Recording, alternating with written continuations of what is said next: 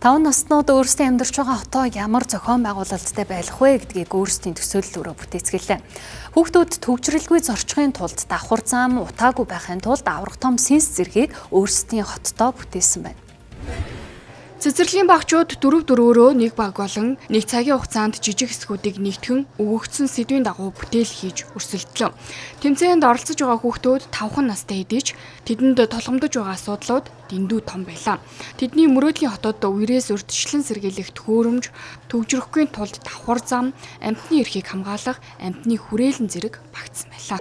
Намайг Сүвдэн Сундар гэдэг би нийтийн хүүхдийн 200 амьд болоод цэцэрлэгээс орцож байгаа манай багийн нэр бидний мөрөд манай цогцсон сэдв бол ухаалаг ээлтэй хотын сонгон бүтээлээсэн хотгон дээгүүр зам дүүрэн машиндээ зэйгүй олон барилгатай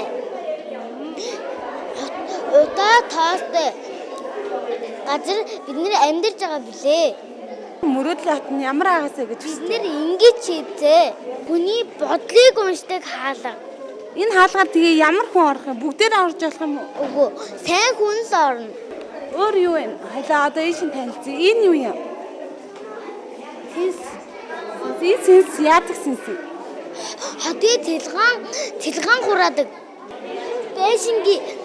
Бэшин Улаанбаатарын үед энэ төгөөрөнд мэдээд зөөлхөн бороо оруулдаг. Зөөлхөн бороо оруулаад үер ус болохгүй мэн те? За. Энэ юу юм?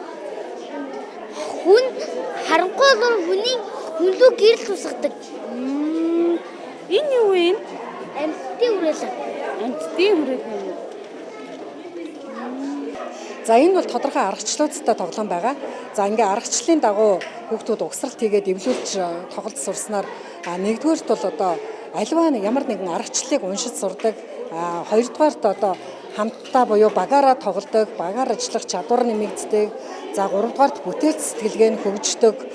Монгол хүүхдүүд төвжирлгүй, үер давтдаггүй, утаагүй хотыг мөрөөдөж байна. За учир нь тэд гадаагараад тоглох газаргүй, гэр бүлтэйгээ чөлөө цагаа төвжирлд өнгөрөөдөг. Өвлийн цагт гадаа гарах боломжгүй, утаатай хотод амьдарч байгаа нь хүүхдүүдийн бүтээлд шингэсэн байсан юм а.